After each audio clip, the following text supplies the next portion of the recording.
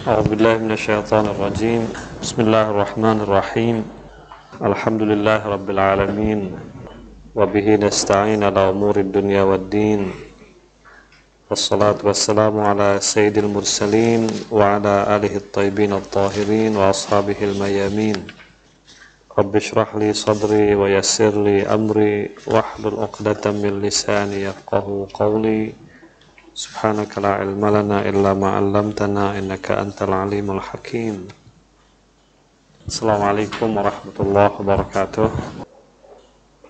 Pada kesempatan ini saya akan coba membahas tentang ayat ke-6 dan ke-7 dari surah Al-Fatihah yang merupakan ummu Alkitab, induknya Alkitab. Sebetulnya sudah ada paket khusus tentang surah Al-Fatihah yang mungkin sebagian di antara kita ikut paket itu yang disampaikan secara tunggal oleh Ustaz Jaludin Rahmat. Bapak-bapak dan ibu-ibu yang ikut paket itu pasti akan memperoleh banyak sekali informasi tentang sisi-sisi tasawuf dari surah Al-Fatihah. Yang saya akan bahas pada malam hari ini hanya ayat ke-6 dan ke-7 saja, yang merupakan bagian penting dari sisi kita sebagai hamba Allah Subhanahu wa Ta'ala ketika membaca surah Al-Fatihah. Karena surah ini sebetulnya adalah surah yang juga disebut dalam riwayat sebagai Sab'ul Mathani. Surah ini dikenal dengan istilah 7 Sab'ul Mathani. Sab'u itu artinya 7, Mathani itu artinya 2. Artinya surah itu jumlahnya 7 ayat, tetapi dibagi kepada 2 bagian. Nah, surah itu sebetulnya jumlah totalnya 7 ayat karena dimulai dengan kalimat Bismillahirrahmanirrahim. Bahkan kalau kita lihat, kalau ada misalnya orang berpendapat bahwa Bismillah bukan bagian daripada surah Al-Quran, mereka tetap mengatakan bahwa Al-Fatihah jumlahnya 7 ayat. Karena kalimat Shiratal ladzina an'amta alaihim dianggap 1 ayat. Sementara mereka yang mengatakan bahwa Bismillah adalah bagian daripada surah Al-Fatihah, kalimat Shiratal ladzina an'amta alaihim sampai waladhdallin dianggap ayat terakhir. Jadi mereka sepakat mengatakan bahwa surah Al-Fatihah jumlahnya 7 ayat, tetapi ada perbedaan apakah Bismillah bagian daripada surah atau Shiratal ladzina an'amta alaihim sampai akhir adalah surah yang dipisah. Nah, kita tidak akan membahas surah-surah itu, jumlahnya tetap 7, tapi kenapa hadis juga mengatakan bahwa surah Al-Fatihah ini disebut sebagai Mathani, 7 ayat tapi dibagi 2. Mathani itu 2, jamak daripada Mathna. Nah, sebab isi kandungan surah Al-Fatihah dibagi 2. Bagian pertama itu bersifat teologis, berbicara tentang ketuhanan, berbicara tentang sifat-sifat Allah Subhanahu wa Ta'ala, mulai dari kalimat Bismillahirrahmanirrahim, Alhamdulillahirabbil alamin, Ar-Rahmanirrahim, Maliki Yaumiddin. Itu merupakan bagian pertama dari surah Al-Fatihah yang sifatnya teologis. Semuanya berbicara tentang asma-asma Allah, sifat-sifat Allah. Bismillahirrahmanirrahim, Allah Ar-Rahman dan Ar-Rahim. Alhamdulillahi Rabbil Alamin juga merupakan sifat Allah, Rabbul Alamin. Diulang lagi Ar-Rahmanir-Rahim, berikutnya Maliki Yaumiddin. Itu semuanya sifat-sifat Allah Subhanahu wa Ta'ala. Nah, kemudian bagian kedua tidak lagi bersifat teologis, tidak lagi menyebut sifat Allah atau asma Allah, tapi dia beralih ke status hamba yang sedang bermohon kepada Allah, atau yang disebut dengan istilah ubudiyah, berbicara tentang kehambaan.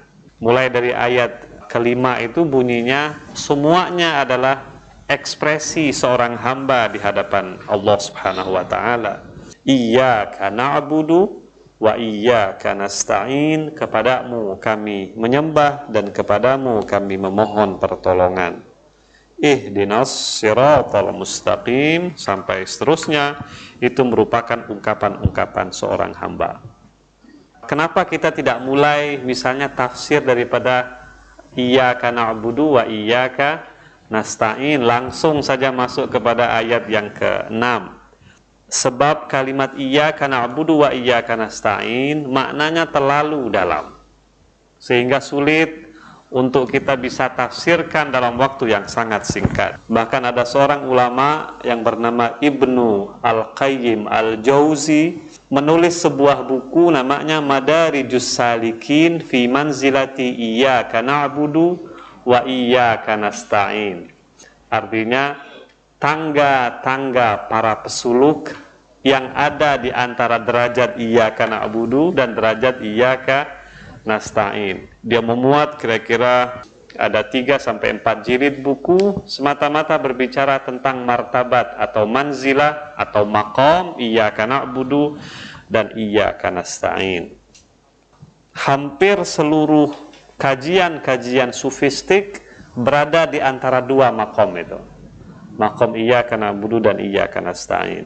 Suatu saat insya Allah, kalau Allah mengizinkan, kita juga akan bikin paket khusus tentang manzilah itu, tentang maqam iyyaka na'budu wa iyyaka nasta'in. Ini bukunya ini.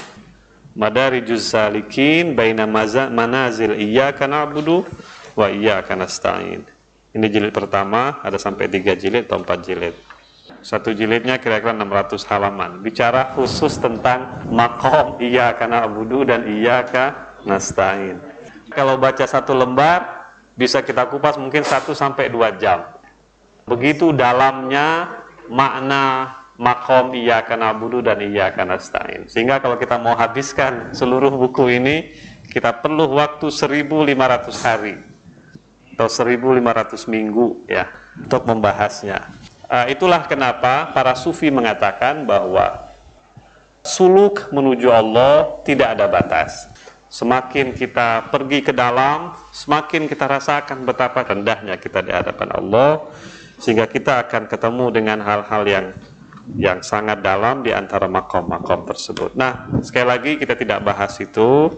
Yang kita akan bahas adalah kalimat ihdinas siratal mustaqim. Itu pun kita tidak akan bisa membahasnya secara tuntas, karena kalimat itu ihdinas siratal mustaqim ada makna lahiriah dan ada makna batiniyahnya. Di sini secara singkat saya coba membahas 4 pesan dari ayat 6 dan 7 itu. Jadi kita akan membahas tentang makna ihdina. Kedua, kita akan bahas makna sirat atau jalan yang luas dan lurus. Ketiga, kita akan membahas makna siratal ladzina an'amta alaihim, orang-orang yang dianugerahi nikmat oleh Allah Subhanahu wa taala. Dan yang keempat, kita akan membahas makna ghairil maghdubi alaihim waladdallin, orang-orang yang tidak dimurkai oleh Allah, tapi kita akan membahas tentang orang-orang yang dimurkai oleh Allah supaya kita bisa menghindari sifat itu, dan juga orang-orang yang sesat dari jalan Allah Subhanahu wa taala. Kita akan membahas itu secara sederhana saja. Insyaallah nanti kita akan lanjutkan dengan diskusi yang mungkin bisa kita pahami makna-makna yang mungkin tersirat di dalam kalimat-kalimat tersebut. Pertama-tama kita melihat bahwa kalimat ihdinas siratal mustaqim sepertinya itu isinya doa ya. Ihdinas siratal mustaqim, tunjukkan kepada kami jalan yang lurus. Ihdina, tunjukkan kami. Karena itu misalnya para fuqaha, ahli-ahli fikih mengatakan, itulah kenapa kemudian kita mengucapkan amin pada akhir ayat. Padahal kalau kita lihat Al-Quran tidak ada kalimat amin di dalamnya. Buka Al-Quran, kita tidak akan temukan kalimat amin, ujung dari kalimat waladdallin. Kenapa mereka mengucapkan amin? Sebab kalimat ihdinas siratal mustaqim dipahami sebagai sebuah doa. Dan itu juga disebutkan bahwa as-shalah, salat itu secara harfiah artinya doa. Karena itu ihdinas shiratal mustaqim disebut sebagai doa dan diakhiri dengan kalimat amin. Ada sebagian ulama mengatakan bahwa walaupun itu doa misalnya, tapi ketika kita membaca surah Al-Fatihah di dalam sholat, kalimat ihdina itu jangan kita niatkan doa katanya. Kita lihat itu sebagai bagian dari ayat Al-Quran yang merupakan kewajiban untuk kita baca dalam surah Al-Fatihah. Karena itu misalnya sebagian fikih, sebagian madhab tidak menyebut amin. Sampai waladhdallin mereka tidak menyebut amin. Orang yang bermadhab Hanafi mereka tidak menyebut amin sebab mereka bilang walaupun itu doa, tapi karena itu adalah bagian dari surah Al-Fatihah yang wajib kita baca dalam sholat, maka kita anggap saja itu bagian dari ayat Al-Quran secara ansih, bukan dalam bentuk doa. Ala kulli hal kita tidak membahas itu semua. Yang kita akan bahas ihdina dalam makna doa yang dimohonkan oleh para pesuluk menuju Allah Subhanahu wa taala. Yang mana doa ini kita mohonkan kepada Allah Subhanahu wa taala setiap hari sebanyak 17 kali dalam salat kita minimal, dalam salat wajib kita, dan juga ditambah dengan salat-salat sunnah kita. Sekarang kita akan melihat makna ihdina. Kata ihdina itu berasal dari akar kata yang sama dengan hidayah. Hidayah artinya petunjuk. Ihdina artinya tunjukkan kami. Cara lebih rinci, arti kata ini, kata pakar bahasa Arab adalah sesuatu yang menunjukkan kepada apa yang diharapkan. Sesuatu yang menunjukkan kepada apa yang diharapkan. Jelas bahwa kalimat hidayah yang merupakan sebuah kalimat yang sangat indah dalam Al-Quran dan seringkali diulang-ulang dalam Al-Quran, sebetulnya artinya sebuah petunjuk yang bisa menuntun kita kepada sesuatu yang kita harapkan. Itu hidayah. Para ulama membagi hidayah kepada 4 jenis hidayah. Secara prinsip sebetulnya semua makhluk Allah ini itu memperoleh hidayah. Tapi itu hidayah yang sifatnya umum. Dalam bahasa manusia, hidayah itu disebut dengan fitrah atau naluri. Itu hidayah umum. Misalnya dicontohkan seorang anak ketika baru lahir, dia tahu saja bagaimana dia harus makan. Siapa yang mengajarkan itu? Nggak ada. Yang mengajarkan itu adalah Allah Subhanahu wa taala. Itu namanya hidayah. Itu naluri, itu fitrah. Anak mau makan pasti dia nangis. Dengan nangis itu dia tahu bagaimana memberitahu orang tuanya bahwa dia lapar. Kalau dia kotor, dia akan nangis. Waktu dia diberikan susu oleh ibunya, tidak ada satupun orang yang mengajarkan kepadanya bagaimana menghisap puting, tapi dia sudah tahu menghisap. Siapa yang mengajarkan? Itu adalah Allah Subhanahu wa taala. Itu adalah hidayah. Tapi itu hidayah yang sangat elementer, hidayah yang bersifat general. Hidayah seperti itu bukan hanya manusia yang memperolehnya, tapi semua makhluk Allah juga memperoleh hidayah seperti itu. Semua binatang tahu bagaimana menyusu, semua binatang tahu bagaimana untuk dia hidup, dan sebagainya. Nah, hidayah jenis itu disebut sebagai hidayah dalam pengertian fitrah. Tapi fitrah saja tidak cukup di dalam menuntun manusia di dunia ini. Diperlukan akal untuk menuntun hidupnya. Sebelum akal, ada hidayah dalam pengertian panca indera, di mana dengan hidayah ini, dengan panca indera ini, manusia bisa tahu objek-objek yang berkaitan dengan inderanya. Yang ketiga disebut juga sebagai hidayah adalah hidayah dalam arti akal, di mana dengannya ia bisa mengetahui sesuatu yang tidak bisa dicapai oleh panca indera, bukan oleh akal. Kita tidak akan bahas semua itu. Yang berkaitan dengan tasawuf sebetulnya hidayah jenis keempat yang kita mohonkan kepada Allah. Itu hidayah dalam pengertian petunjuk dalam arti agama, di mana dengannya ia dapat mengetahui sesuatu yang tidak bisa dicapai dengan akal. Nah, ini jenis hidayah yang dimohonkan oleh setiap orang mukmin dalam sholatnya. Hidayah inilah sebetulnya yang membedakan manusia mukmin dengan manusia bukan mukmin. Itu kata kata para ulamanya ketika kita berbicara tentang hidayah jenis keempat ini, kan dalam sholat yang kita mohonkan kepada Allah Subhanahu wa ta'ala adalah jalan yang lurus, ya, ihdinas siratal mustaqim. Padahal kadang-kadang kita ini bukan orang tidak beriman, kita tetap beriman. Nabi itu pun harus memohon kepada Allah ihdinas siratal mustaqim. Orang-orang soleh juga memohon ihdinas siratal mustaqim. Orang-orang yang baru mulai suluk pun memohon ihdinas siratal mustaqim. Hidayah apa yang kita mohonkan kepada Allah? Kok setiap saat kita mohon siratal mustaqim itu? Apakah kita belum memperoleh petunjuk? Kita katakan kita sudah memperoleh petunjuk dengan kita rajin sholat, dengan kita rajin mengabdi kepada Allah, dengan kita rajin berkhidmat kepada manusia dan sebagainya. Ternyata hidayah dalam arti keempat ini, kata para ulamanya, ada bertingkat-tingkat. Tingkatnya itu adadun la tuhsa. Jumlah tingkatan hidayah keempat itu tidak bisa disebut bilangannya.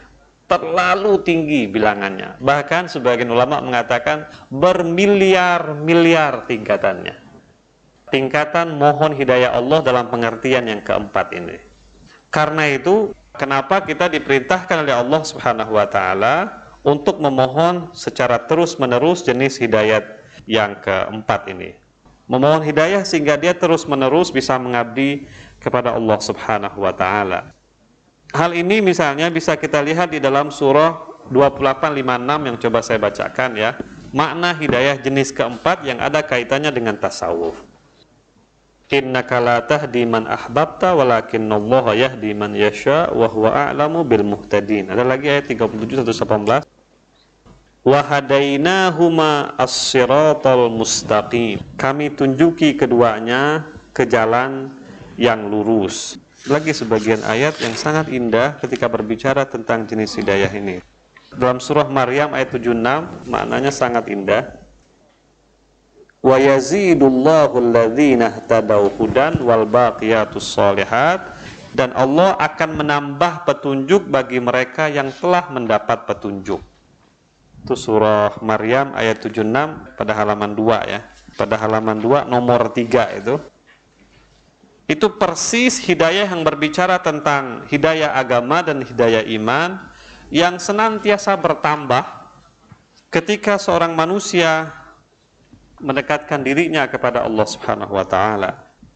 Wa yazidullahu alladhina ihtadaw hudan, dan Allah akan menambah petunjuk bagi mereka yang telah mendapat petunjuk.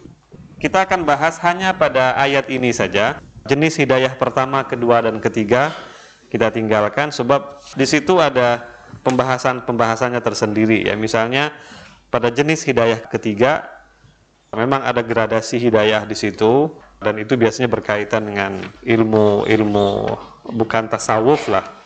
Tapi pada jenis hidayah keempat itu yang berkaitan dengan ilmu tasawuf, di mana Allah Subhanahu wa ta'ala menambah hidayahnya kepada manusia mengikut keterdekatannya dengan Allah Subhanahu wa ta'ala. Allah jelas mengatakan wa yazidullahu alladhina ihtadaw hudan. Allah akan menambah petunjuk kepada mereka yang telah mendapat petunjuk. Ini khusus kepada orang mukmin saja hidayah jenis keempat ini. Dan ini bertambah dan berkurang hidayah ini. Karena itu misalnya yang paling ditakuti oleh Nabi Shallallahu alaihi wasallam adalah hilangnya jenis hidayah ini. Nabi pernah berkata dalam doanya, pernah berdoa kepada Allah, dia bilang, Rabbi la takilni ila nafsi tarfata ainin abada. Bunyi doa Nabi ini, Rabbi la takilni ila nafsi tarfata ainin abada. Artinya, ya Allah, jangan engkau wakilkan aku kepada aku sendiri. Jangan kau biarkan aku sendiri, walaupun sekedip mata sekalipun.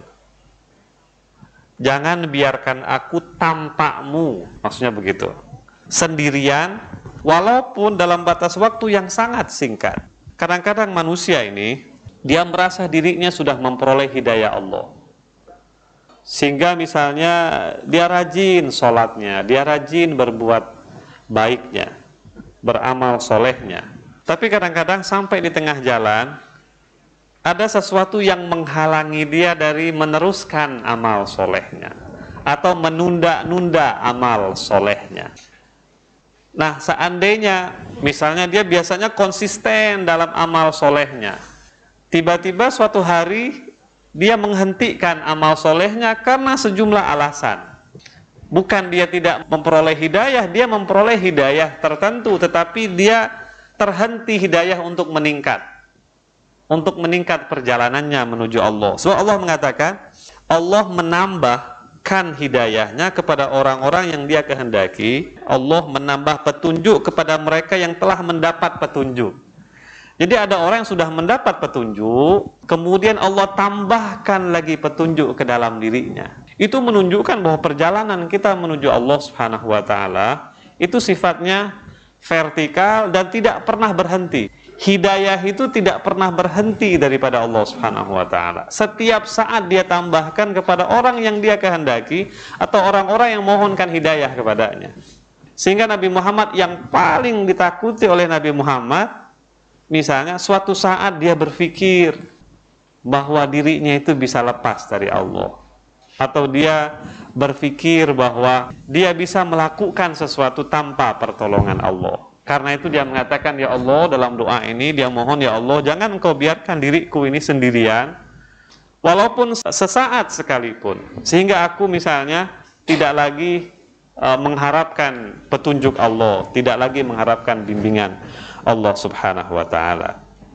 Karena itu kenapa para ulama ketika membahas kalimat ihdinas siratal mustaqim, dia katakan mohon betul-betul kepada Allah agar siratal mustaqim itu bisa divisualisasikan di dalam diri hamba itu dalam sholatnya dan di luar sholatnya. Nah, disitulah kenapa pentingnya hidayah jenis keempat ini yang harus bisa difahami oleh orang-orang yang ingin suluk menuju Allah Subhanahu wa taala. Apalagi ketika mohon misalnya hidayah dalam pengertian yang keempat. Sebetulnya hidayah dalam pengertian yang keempat yang disebutkan oleh Raghib Isfahani itu hidayah dalam pengertian surga yang merupakan hasil dari konsistensi atau istiqomah manusia melakukan amal solehnya di dunia ini. Bapak bisa lihat dalam halaman kedua itu ketika kita menyebutkan tentang jenis-jenis hidayah yang dibicarakan oleh Raghib Isfahani, beliau menyebutkan setelah jenis hidayah yang keempat dalam pengertian taufik dan hidayah, beliau mengatakan bahwa hidayah kelak di akhirat juga artinya menuju surga, seperti yang bisa dilihat dalam surah Muhammad ayat 4 dan 5. Allah juga menggunakan kalimat hidayah, tapi maksudnya adalah surga. Orang-orang yang gugur di jalan Allah, maka Allah tidak akan menyia-nyiakan amal mereka. Allah akan memberi petunjuk kepada mereka dan memperbaiki keadaan mereka. Memberi petunjuk di situ artinya menghantar mereka ke dalam surga. Yang sebetulnya berkaitan dengan ilmu tasawuf tentang makna hidayah yang sangat signifikan adalah jenis hidayah. Kalau dalam Raghib Isfahani disebutkan dalam jenis ayat ketiga ini dalam pengertian taufik dan hidayah daripada Allah Subhanahu wa taala, atau kalau dalam pengertian bahasanya hidayah dalam pengertian yang keempat seperti yang kita lihat di dalam halaman 1 ini. Nah, itu pengertian hidayah yang mungkin bisa kita lihat dari kalimat ihdinas siratal mustaqim. Kemudian makna siratal mustaqim, jalan yang lurus. Memang di dalam Al-Quran ada dua jenis kalimat yang memberikan makna jalan. Satu kalimat sirat dan satu lagi kalimat sabil. Tapi kalimat sabil yang artinya juga jalan, itu kadang-kadang digunakan oleh Allah dalam bentuk jamak. Sehingga misalnya ada ayat yang menyebutkan subulas salam, jalan-jalan kedamaian. Atau misalnya sabilul mufsidin atau sabilul mujrimin dan sebagainya. Tapi kalimat sirat, para mufassir mengatakan hanya digunakan oleh Allah dalam bentuknya yang tunggal. Dan 32 diantaranya secara eksplisit menggunakan kalimat siratal mustaqim. Selebihnya ada embel-embel yang lain. Nah, kalimat sirat diartikan oleh Ustadz Quraisy Syihab itu dengan arti jalan yang luas dan lurus katanya. Bukan hanya jalan, tapi jalan yang luas dan lurus. Sebab sabil juga adalah jalan, tapi sabil itu adalah jalan yang sempit dan berbelok-belok. Sehingga yang kita mohonkan kepada Allah Subhanahu wa taala adalah jalan yang luas dan lurus yang menghantar kita pasti kepada tujuan kita. Ustaz Gures misalnya memberikan analogi, katanya seperti jalan tol deh. Kalau kita masuk jalan tol, kita pasti keluar ke tempat tujuan kita.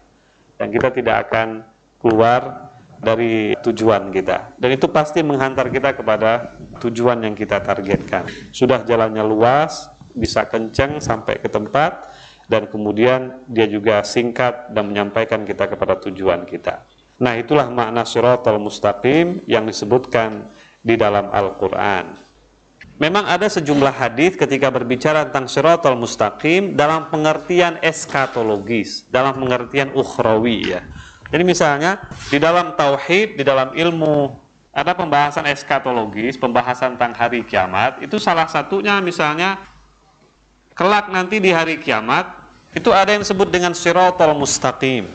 Sebuah titian yang amat tipis, yang amat tajam, di mana setiap manusia diharuskan untuk melampauinya. Bahkan ada sebuah hadis menyatakan, katanya sebelum manusia nanti masuk ke surga, setiap manusia harus melewati Shiratal Mustaqim, sebuah titian yang dalam hadis katanya sedemikian halusnya, bahkan lebih halus dari rambut, dan sedemikian tajamnya, bahkan lebih tajam dari pedang yang terhunus, katanya. Bayangkan setiap kita harus melewati itu. Memang ada hadis-hadis yang berbicara tentang Shiratal Mustaqim dalam pengertian eskatologis.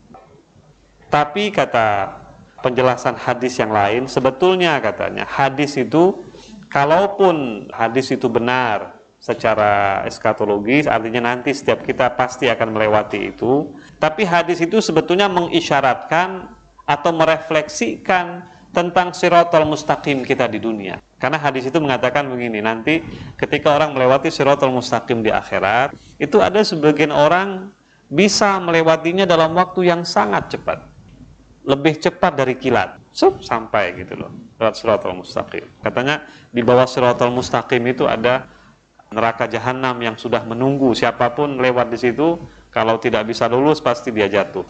Kita tidak bisa menafikan makna hadis itu. Karena itu Imam Ghazali mengatakan hadis itu harus kita terima sebagai sebuah hadis eskatologis yang memang tidak bisa kita buktikan ya. Siapa yang pernah membuktikan Shiratal Mustaqim dalam pengertian ukhrawi? Nggak bisa. Tapi dalam masa yang sama kita juga tidak bisa menafikan kesahihan hadis itu. Karena sanadnya betul, riwayatnya juga banyak dan sebagainya. Tapi bagaimanapun, hadis Shiratal Mustaqim yang bersifat eskatologis itu merefleksikan amal kita di dunia. Karena hadis itu menyatakan ada sebagian orang yang bisa melewati Shiratal Mustaqim dalam waktu yang sangat singkat. Ada sebagian lain melewatinya dibilang seperti orang yang menunggangi kuda. Dia cepat sampai tapi tidak lebih cepat dari yang pertama. Ada lagi seperti yang menunggangi onta, lebih lambat dari yang menunggangi kuda. Ada lagi katanya seperti orang yang berjalan. Ada lagi seperti orang yang merangkak, yang kadang-kadang jatuh, kadang-kadang bangun, tapi sampai juga ke tujuan. Ada lagi yang baru melangkah sudah jatuh. Dan itu tidak sedikit. Yang baru saja melangkah, belum sempat dia menapakkan kakinya untuk terus berjalan, baru 2-3 langkah kemudian dia jatuh. Dalam hadis yang lain, dalam riwayat yang lain disebutkan, sebetulnya itu merefleksikan kehidupan kita di dunia ini.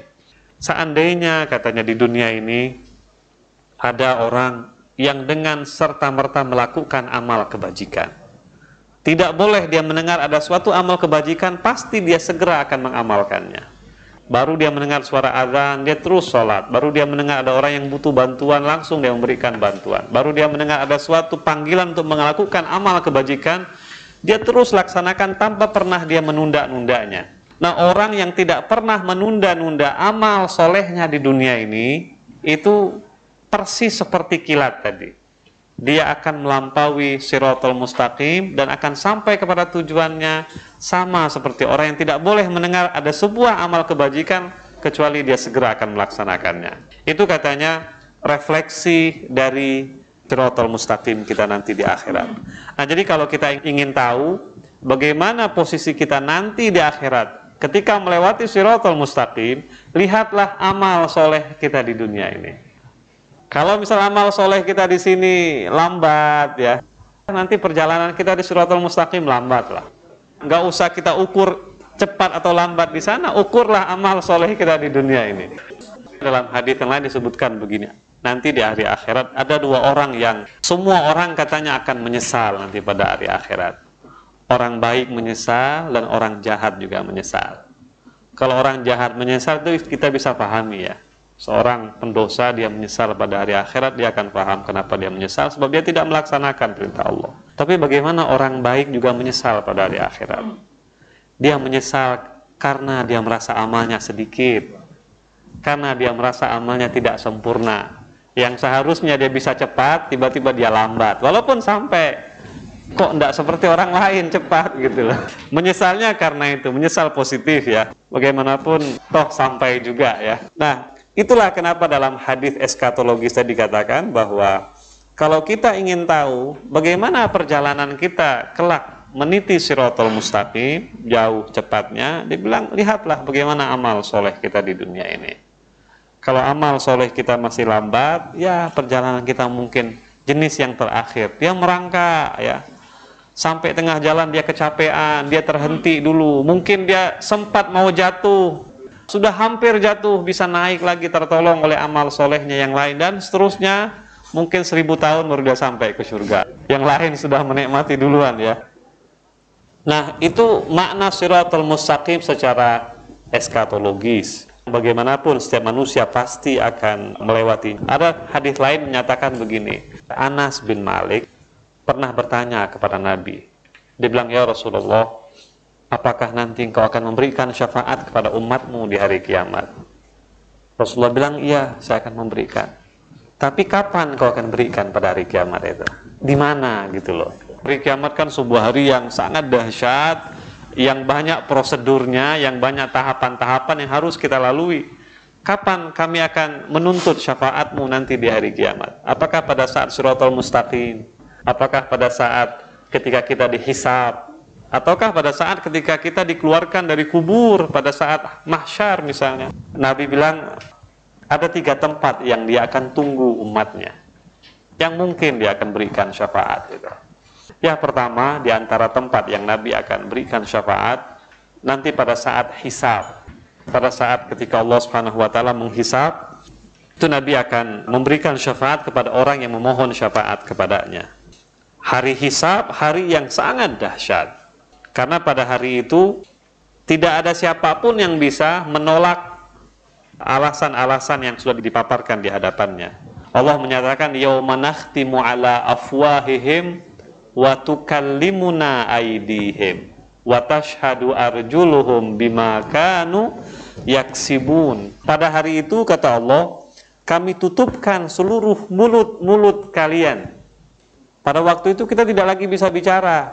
Di sini kita bisa berbohong, tapi di sana lidah kita tidak akan bisa berbohong. Yauma nakhtimu ala afwahihim. Hari itu kami tutup mulut-mulut kalian, kata Allah. Yang bicara siapa?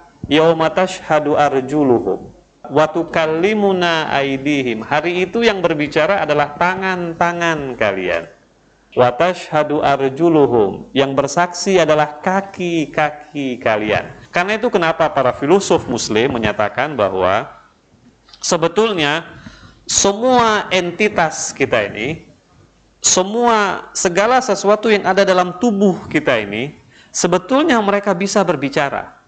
Bukan hanya mulut kita berbicara. Tangan kita ini bisa bicara. Tangan kita ini punya bukan hanya rasa, tapi punya yang disebut dengan kemampuan untuk berkomunikasi.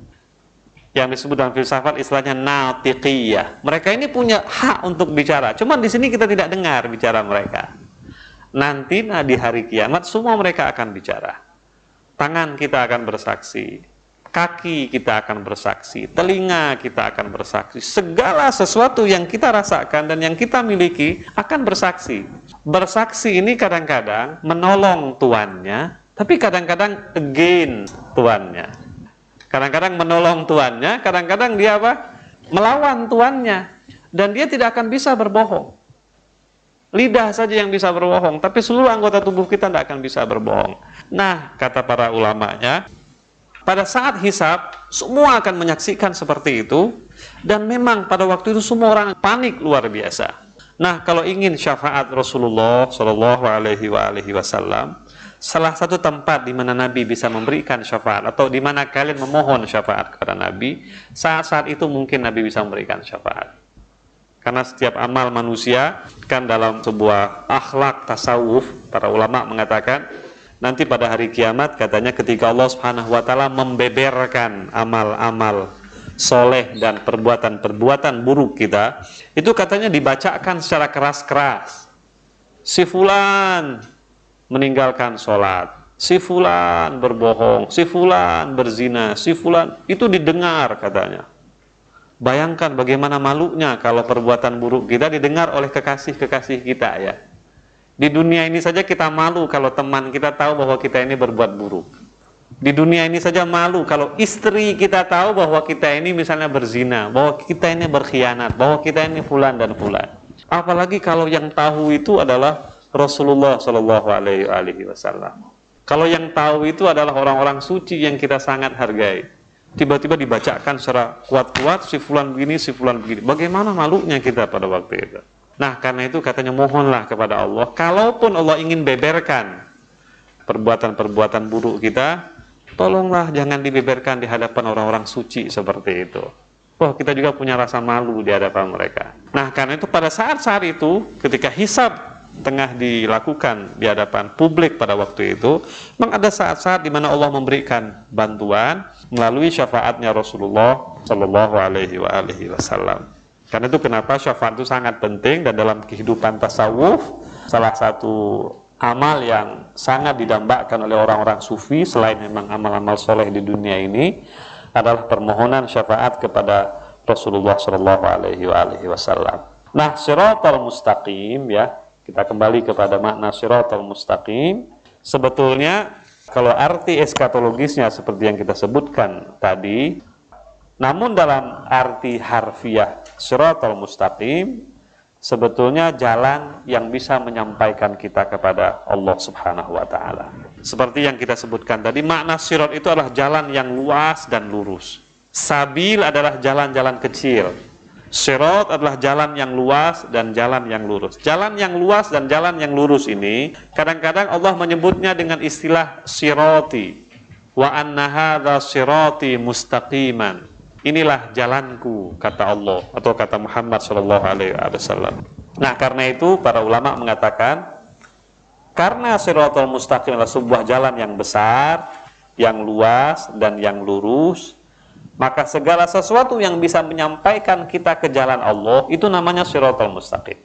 Apapun.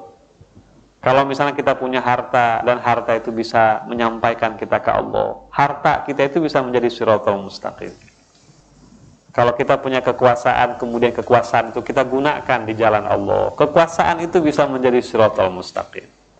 Kalau kita punya kontribusi apapun yang menyebabkan kita bisa sampai kepada Allah, seluruh itu disebutkan Shiratal Mustaqim. Jadi Shiratal Mustaqim itu adalah sebuah jalan yang luas dan yang lurus yang menyampaikan kita kepada target kita, tujuan kita.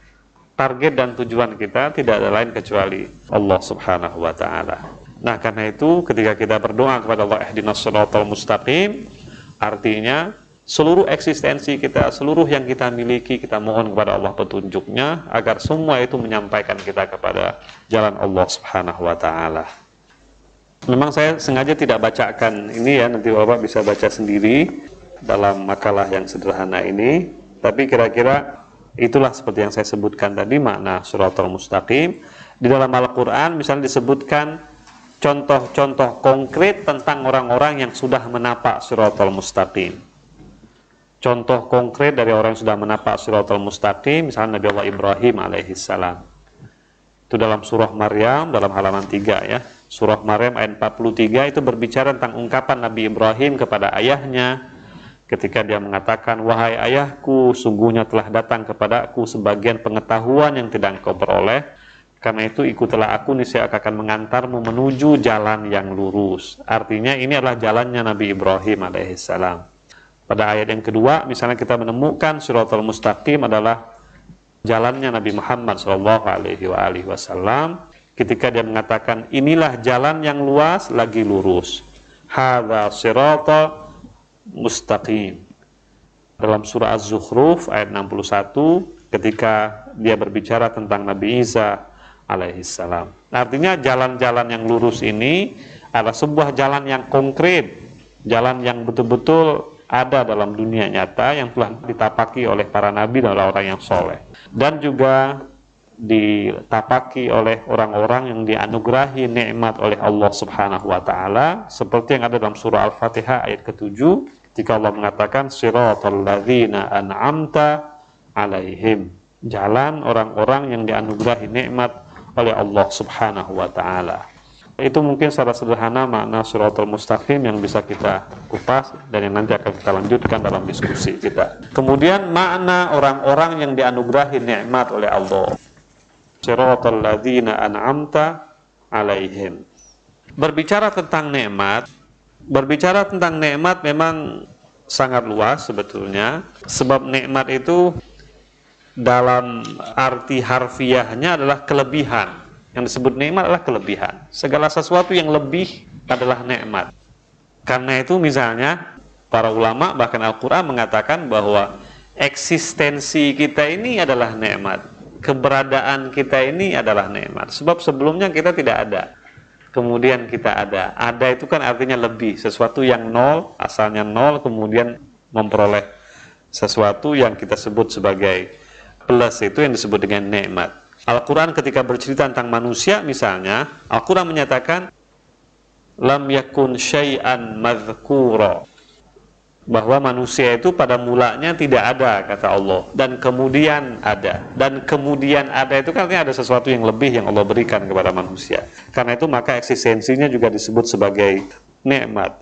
Kenapa harta benda dan kekayaan kita yang ada di dunia ini, apapun bentuknya, itu disebut nikmat? Karena pada mulanya kita tidak memiliki apa-apa. Ketika kita lahir, kita tidak memiliki apa-apa, kemudian kita memperoleh harta yang merupakan kelebihan, memperoleh istri, memperoleh suami, ilmu, anak, pakaian, dan semuanya, itu disebut sebagai nikmat daripada Allah Subhanahu wa ta'ala. Tapi semua nikmat yang bersifat materi itu adalah nikmat-nikmat yang sangat elementer. Para filosof misalnya ketika berbicara tentang gradasi eksistensi, ya, itu yang paling rendah disebut sebagai wujud materi, baru wujud psikologis, baru wujud intelek, baru wujud Tuhan. Begitu juga dengan nikmat. Ada nikmat materi. Kalau nikmat materi, sebuah nikmat yang sangat elementer. Karena itu kenapa Al-Quran tidak pernah memuji dunia, karena dunia itu berada pada posisi materi. Bahkan Allah mengatakan fama mata'ul hayatid dunya wa mal hayatud dunya illa mata'ul ghurur, kata Allah. Nah, apapun yang dalam bentuk materi itu memang sesuatu yang sangat elementer. Karena itu nikmat-nikmat materi adalah nikmat yang paling elementer. Nikmat yang lebih tinggi daripada nikmat materi adalah nikmat psikologis. Misalnya kesenangan yang kita rasakan, kebahagiaan yang kita rasakan. Itu nikmat psikologis jauh lebih tinggi ketimbang nikmat materi. Kita rela mengeluarkan uang seberapa banyak sekalipun asal kita memperoleh kesenangan hidup. Ya kan? Itu menunjukkan bahwa kesenangan psikologis jauh lebih tinggi daripada kenikmatan materi. Orang rela misalnya berkorban apa saja asal anaknya bahagia, asal istrinya bahagia. Dia rela mengeluarkan uang jutaan rupiah untuk memberikan hanya satu cincin untuk istrinya, yang dengan itu istrinya bisa menjadi bahagia atau dirinya menjadi bahagia. Itu menunjukkan bahwa nikmat psikologis jauh lebih tinggi ketimbang nikmat materi. Yang lebih tinggi lagi adalah nikmat intelek, ilmu pengetahuan, intelek, kesadaran. Itu jauh lebih tinggi ketimbang nikmat-nikmat psikologis. Yang lebih tinggi lagi adalah nikmat yang berkaitan dengan Allah Subhanahu wa ta'ala. Nikmat iman, nikmat bisa berjumpa dengan Allah, nikmat bisa meraih surga milik Allah. Itu nikmat yang paling tinggi. Karena itu Shiratal Mustaqim adalah nikmatnya orang-orang yang telah memperoleh nikmat tertinggi itu. Shiratal ladzina an'amta alaihim. Siapa orang yang memperoleh nikmat dengan Shiratal Mustaqim? Bukan mereka yang punya materi yang lebih, bukan mereka yang sekedar memperoleh kesenangan dan nikmat psikologis, bukan juga sekedar intelek, tapi orang yang sudah mencapai Allah Subhanahu wa taala. Itu nikmat yang paling tinggi. Karena itu makna Shiratal Mustaqim ini, Shiratal ladzina an'amta alaihim, itu ditafsirkan oleh ulama dengan surah An-Nisa ayat 69. Ketika Allah menyatakan wa man yuti'illaha war rasul faulaika ma'al ladzina an'amallahu alaihim. Allah menyebutkan orang-orang yang memperoleh nikmat daripada Allah dan yang layak dijadikan sebagai teman kita. Teman kita di dunia dan di akhirat. Siapa manusia yang layak menjadi teman dan siapa manusia yang memperoleh nikmat daripada Allah, Allah menyebutnya adalah 4 kategori. Pertama, kata Allah, para nabi. Para nabi itu adalah contoh-contoh konkret manusia yang memperoleh nikmat daripada Allah. Yang kedua adalah para siddiqin, orang-orang yang jujur. Yang ketiga adalah para syuhada, orang-orang yang syahid di jalan Allah. Dan yang keempat lah orang-orang yang soleh di jalan Allah. Itu kata Allah adalah manusia-manusia yang memperoleh nikmat daripada Allah.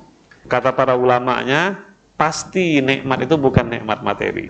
Sebab nikmat materi adalah nikmat yang sangat elementer. Karena itu para ulama mengatakan seandainya kita hanya membatasi kebahagiaan kita pada nikmat materi, katanya alangkah rendahnya derajat kita.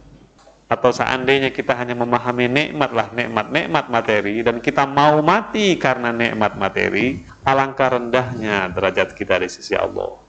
Karena ini dianggap sebagai nikmat-nikmat yang sangat elementer. Dan karena itu kenapa orang-orang yang mengetahui misalnya nikmatnya psikologis, dia akan meninggalkan makna nikmat materi. Apalagi orang yang sudah sampai pada nikmat intelek, dia akan meninggalkan seluruh itu. Kadang-kadang kita menemukan misalnya seorang yang sangat gemar menuntut ilmu, seorang peneliti misalnya, dia tidak lagi menghiraukan materinya. Dia tidak lagi bahkan menghiraukan psikologisnya. Di Bandung itu tidak sedikit saintis-saintis yang ada di ITB, itu tidak pernah menggubris gajinya berapa, hasil penelitiannya dibayar berapa misalnya, bahkan kadang-kadang tidak pernah menggubris rumah tangganya. Sebagian dari mereka bahkan nggak kawin sekalipun. Karena dia sudah merasakan nikmatnya ilmu yang luar biasa. Nah, karena itu kenapa para sufi misalnya, ketika sudah sampai pada nikmat yang paling tinggi, ketika dia berjumpa dengan Allah, berjumpa dalam tanda kutip ya, ketika dia sudah bisa bersendirian dengan Allah Subhanahu wa taala, dia meninggalkan segala-galanya. Imam Ghazali mungkin salah satu contoh yang paling konkret lah. Dia orang yang sudah sampai pada titik karir yang paling sempurna dari kehidupan manusia. Dia seorang yang kaya raya, dia seorang penguasa kedua setelah sultan, dia adalah orang yang sangat berilmu pengetahuan. Seluruh karir yang pernah dimiliki oleh manusia itu dimiliki oleh Imam Ghazali. Tapi ketika dia merasakan nikmatnya yang terakhir, nikmat perjumpaan dengan Allah, semua itu dia tinggalkan. Dan dia rela misalnya meninggalkan semuanya hanya untuk merasakan nikmatnya yang terakhir. Dan juga yang dilakukan oleh orang seperti Mullah Sadra, Ibnu Sina, dan lain sebagainya itu. Nah, kita ketika membaca ihdinas siratal mustaqim siratal ladzina an'amta alaihim, itu dituntun oleh Allah untuk memperoleh nikmat seperti yang pernah Allah berikan kepada orang-orang yang kita sebutkan di dalam surah Al-Quran, surah An-Nisa ayat 69 itu. Itu diantara orang-orang yang dijadikan sebagai panutan dari orang-orang yang memperoleh nikmat Allah Subhanahu wa taala. Para nabi jelas, para siddiqin artinya orang-orang yang jujur ya, orang-orang yang jujur. Kemudian para syuhada, orang-orang yang syahid di jalan Allah, dan yang terakhirlah orang-orang yang soleh.